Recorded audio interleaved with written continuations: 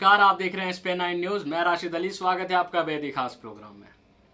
बीते दिन आपने देखा कि जिस दिन का इंतजार उत्तर प्रदेश में कई दिनों से चल रहा था, वो बीते दिन आखिर घोषणा हो ही गई। उत्तर प्रदेश की 2 लोकसभा सीटों को लेकर, उन पर हुए उपचुनावों को लेकर जो चर्चा थी, जो सवाल था कि योगी आदित्यनाथ और उप मुख्यमंत्री केशव प्रसाद मौर्य की नाक का सवाल बने ये उपचुनाव, आखिर क्या होगा। तो बीते दिन 11 मार्च को जब मतगणना हुई, 11 मार्च को जब वोटिंग हुई और 14 मार्च को जब मतगणना हुई, तो पता चल ही गया कि आखिर दोनों सीटों पर कौन जीता।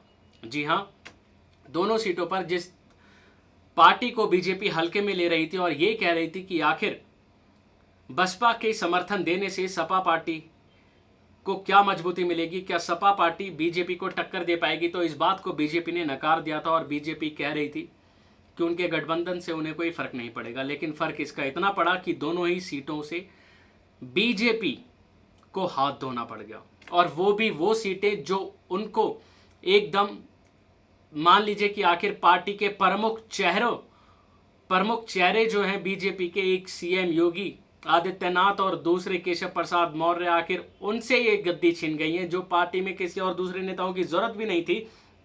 ये वो सीट थी जो बीजेपी पार्टी महज उनके नाम से जीत ली, महज उनके नाम से जीतना चाहती थी, महज उनके नामों से ही जीतनी थी। लेकिन हुआ इसके बिल्कुल उलट। देखा गया कि कहीं ना कहीं ये दो नाम, अब ये दो नाम कह लीजिए या फिर मोदी लहर कह लीजिए या फिर बीजेपी पार्टी का उतरता रुतबा कह लीजिए, जो हमें इन चुनाव में देखने को मिला। वहीं पूर्वोत्तर में जब जीत हुई थी बीजेपी की, तो बीजेपी ये मान रही थी कि आखिर अब बीजेपी उन राज्यों में भी जीत रही है जो हिंदी भाषी नहीं है। लेकिन आपको बता दें कि बीजेपी इसी को मुद्दा बनाने वाली थी, लेकिन अब बीजेपी की राह आसान नहीं है। जहां पूर्वोत्तर में जीत के बाद बीजेपी के सर पर जीत का नशा था, वो अब उत्तर प्रदेश में उतर गया है।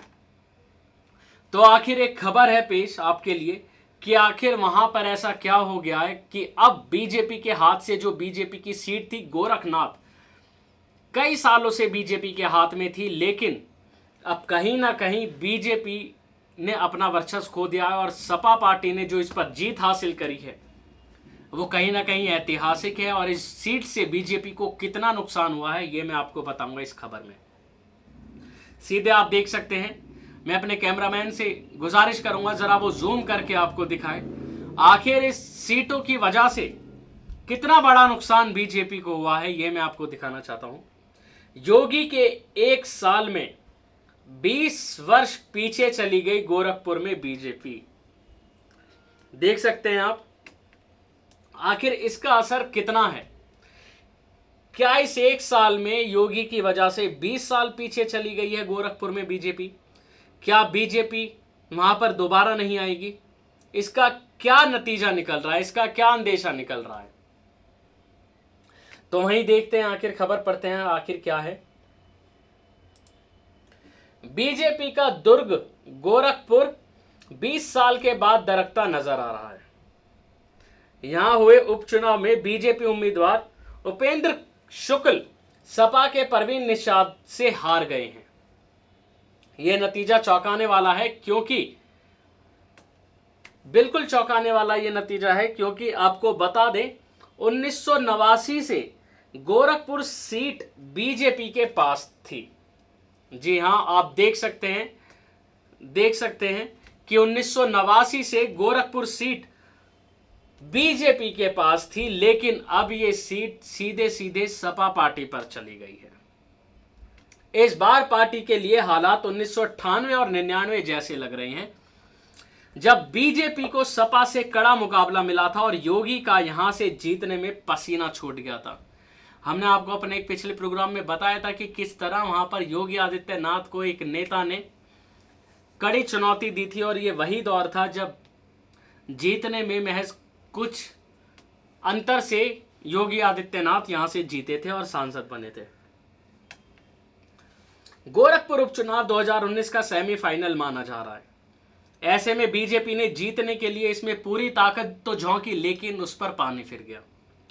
पिछले 1 महीने से सीएम योगी आदित्यनाथ और उनकी कैबिनेट के दिग्गजों नेता ने यहां डेरा जमाए रखा, लेकिन उसका कोई खास असर नहीं पड़ा।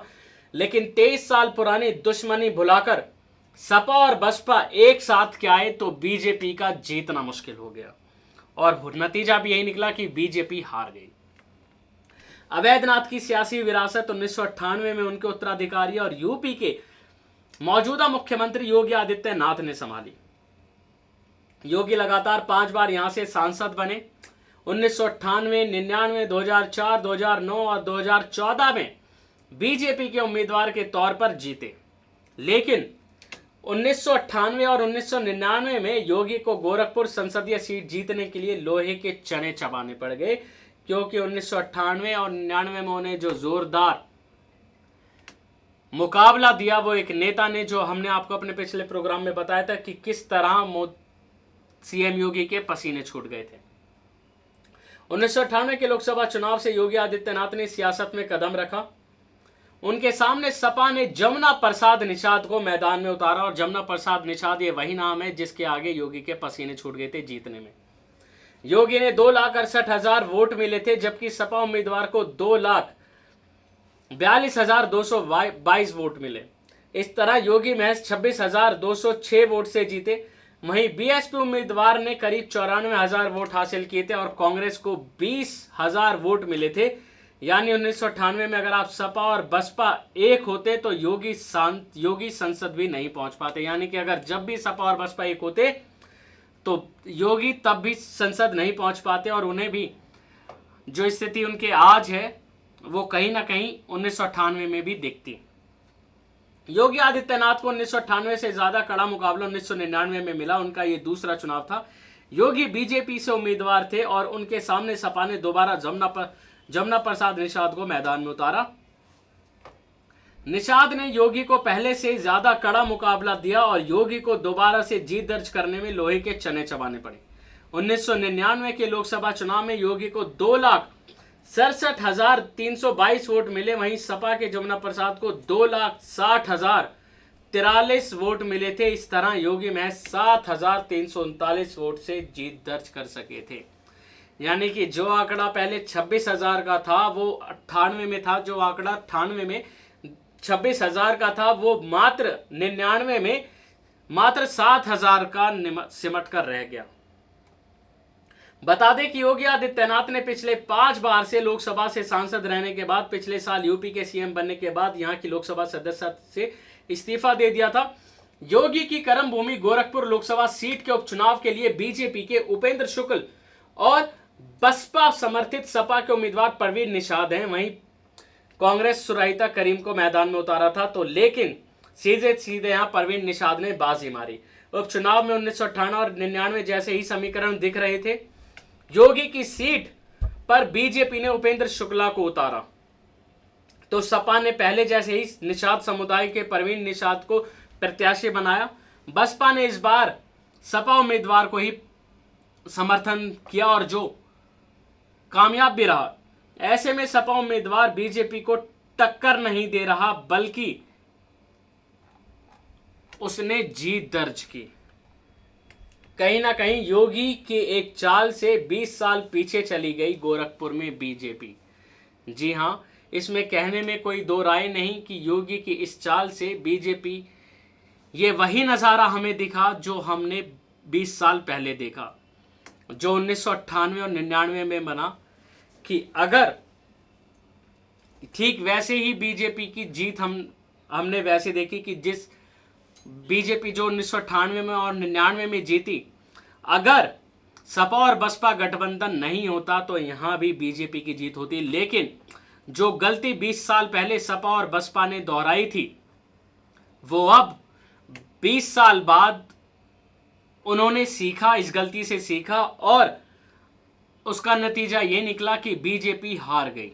जी हां, योगी अब सीएम, आपको बता दें कि अब बीजेपी जो पहले अपनी रणनीति अपना रही थी कि आखिर अगर सपा और बसपा अलग होते तो बीजेपी सीधे सीधे जीतती, लेकिन सपा और बसपा के एक हो जाने से बीजेपी कमजोर पड़ गई है। सवाल ये, अगर बीजेपी को जीतना है तो अब इसके आगे की रणनीति बनानी होगी।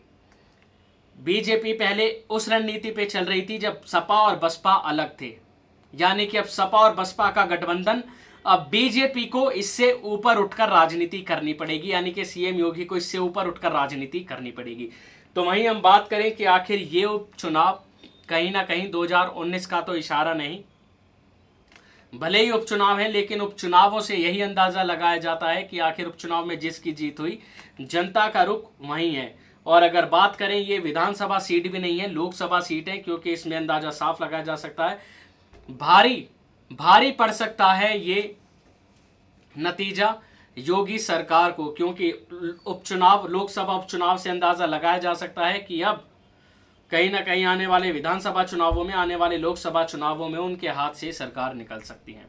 तो जाहिर सी बात है, वहां पर दोनों पार्टियां बीजेपी के पाले से जा चुकी हैं, जो सपा पर कब्जा कर लिया है। और अब देखना यह होगा कि आखिर बीजेपी इन उपचुनाव के नतीजों से क्या सीखती है। कहीं ना कहीं ये नतीजे 2019 की तो दरकार नहीं कि 2019 में जिस तरह से बीजेपी का जादू यहाँ से हटा, और 2019 में क्या ऐसे ही हटेगा, या फिर सपा और बसपा गठबंधन ऐसे ही कायम रहेगा, या फिर बीजेपी योगी सरकार इस गठबंधन से निपटने के क्या तरीके अपनाएगी। तो आज के लिए बस इतना ही, अगली बार आपसे फिर मुलाकात होगी, तब तक के लिए दीजिए इजाज़त, नमस्कार।